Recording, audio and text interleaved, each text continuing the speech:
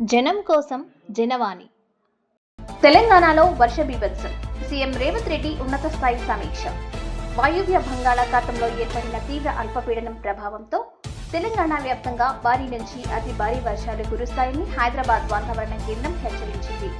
రానున్న 3 రోజుల పాటు రాష్ట్రంలో విస్తారంగా వానలు పడతాయని, ఈ నేపథ్యంలో కామారెడ్డి, మెదక్ జిల్లాలకు రెడ్ అలర్ట్ జారీ చేసింది. మరోవైపు సంగారెడ్డి, సిద్దిపేట, యాదాద్రి, భువనగిరి సహా 10 జిల్లాలకు ఆరెంజ్, మిగిలిన జిల్లాలకు ఎల్లో హెచ్చరికలు జారీ చేసింది.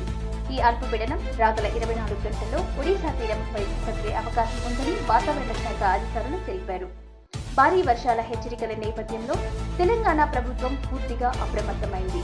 ముఖ్యమంత్రి రేవంత్ రెడ్డి బుధవారం ఉన్నతాధికారులతో ఉన్నత స్థాయి సమీక్ష నిర్వహించి క్షేత్రస్థాయిలో తీసుకోవాల్సిన చర్యలపై కీలక ఆదేశాలు జారీ చేశారు.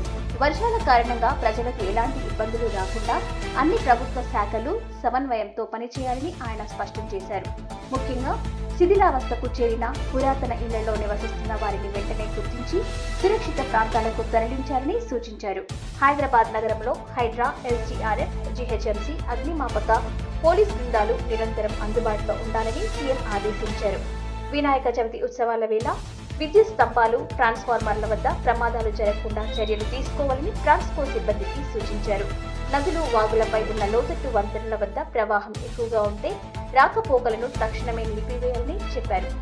చెరువులు, కుంటలకు గంటుపడే ప్రమాదం ఉన్నందున నీటిపారుదల శాఖ అధికారులు ముందస్తు చర్యలు చేపట్టాలని సీఎం రేవంత్ రెడ్డి ఆదేశించారు.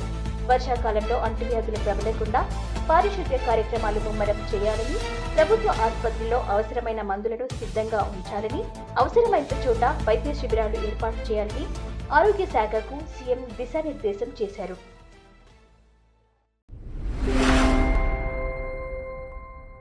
జనం కోసం జనవాణి.